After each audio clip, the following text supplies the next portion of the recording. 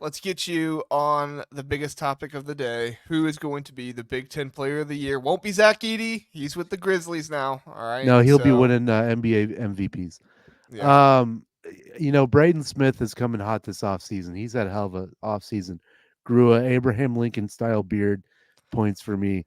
Bought a Cybertruck, which I think they're uglier than sin, but the kid's riding high in a Cybertruck, good for him. I really hope that he keeps the Abe Lincoln beard through the season. I think it's glorious, big beard guy. That's why I wear one. Then I don't know how many chins underneath this nowadays. I've had this thing for like 10 years. Anyway, Braden Smith is going to tear stuff up. He's going to tear up floors all across the conference. He's going to pull up in his Cybertruck, which is with his Abe Lincoln beard, and he's going to go bananas. It's quite the combo, a Cybertruck and an Abe Lincoln beard. I'll tell you, a hell of an offseason. The kid's been on fire. You make one national championship, and he goes out and buys a Cybertruck. Could have bought, a Cybertruck's like $100,000. You could have bought a much nicer vehicle for that, but he'll look back in 10 years and be like, "What am I doing?" The Cybertruck's bulletproof, so allegedly. No, I saw a video. They shot bullets at it. They also put a brick through the window. That thing couldn't take a Nerf gun.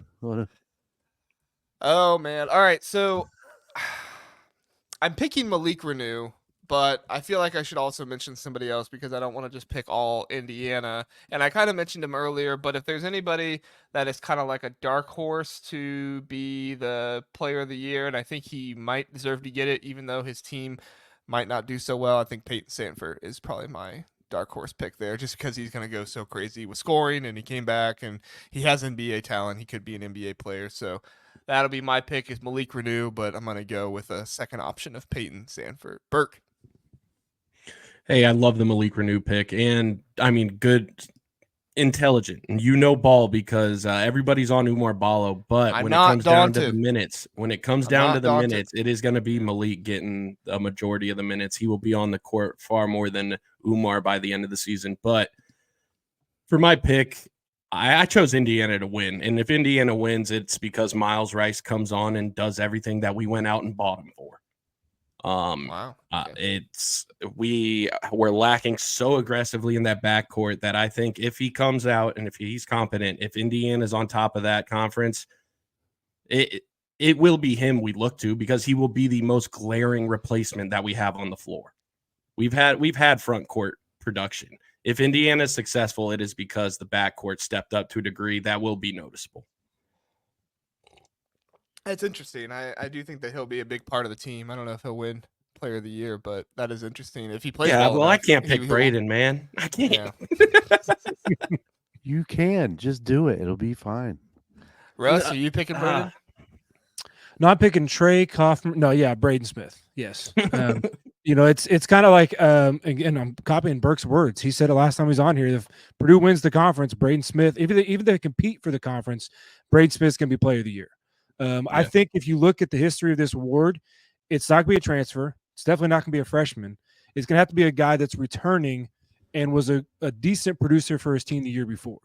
And there's not many, and also their team finished in the top 4, top 5 in the conference. And there's not many guys that fit that profile, other than if we're going to pick a homer pick for Purdue or IU. I will say if I'm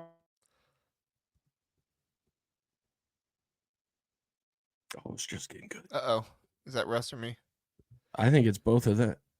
Oh, no. Oh, no. The nursing home internet you're back. really You're back. messing You guys stuff are up, back. Russ. Oh, you paused too, Dylan. We just thought you guys were on the same internet together. That was really weird. No, I don't. And then Burke wasn't moving, and I was like, "Oh shoot, it's me." But no. So, all right, Russ, continue. Sorry. Okay, sorry. So yeah, I think too, Philip. Uh-oh. Oh my God, the nursing home internet's killing us. Okay, the timing on that really makes it feel like a bit, though. The timing on that one really makes it feel like he's doing I do wonder if he just unplugged his internet just to mess with us. Uh-oh, it's all going to hell. Nope, there he is. This is hurry up, Russ, hurry up. Russ, this is your last chance. If it doesn't work this time, then we're kicking you off the podcast. Yeah, Braden Smith or Bruce Thornton. Yes. Oh, Bruce Thornton. Wow. Okay. Wow. I tell you, this group really, really loves Ohio State. How does he you get think it? these were the Ohio State fans, not me. Andy. Oh my gosh. There they I go. need Burke. to know Bruce Thornton's path. So if we look at the award here, Burke, Purdue, Zach Edey was the last two, obviously. Johnny Davis from Wisconsin, and then two-time Luke Garza the time before that.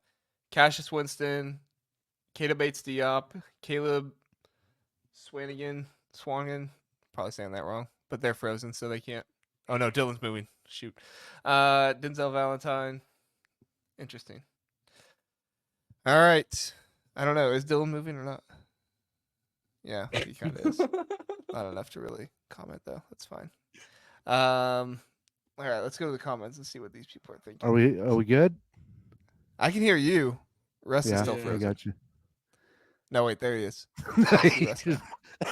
I could hear you the whole time. That's the weirdest part is I could hear you all the entire time.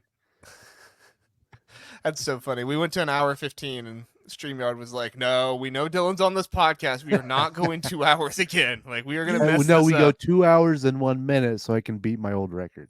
Dylan, if you're going to use our pod account to talk shit on me, at least spell playing and paying right. Shoot. Russ said a bad word. That doesn't happen a lot. Can we try this one more time? Sorry. Yeah. Okay, Braden Smith and Bruce Thornton, go ahead.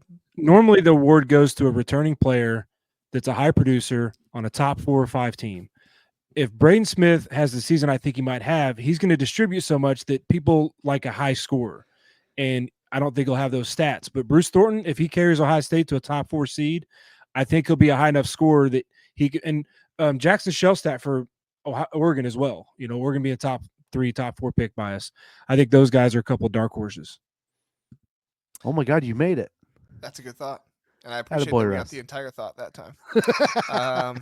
David says Brooke Barnheiser or Ace Baldwin, Player of the Year. I think Ace Baldwin has a really, really good chance to win relation to Player Alec of the Year again. But I think Penn State's going to have to do more for Ace Baldwin to win it. I don't think either of those teams will be competitive enough to have their player win it. But if Northwestern gets into the top 4, I mean, there's definitely a case for Brooks Barnheiser or Ty Berry if they play well enough. They'll both be really good, unanimous, all second-team Big Ten players because of the way their team performs.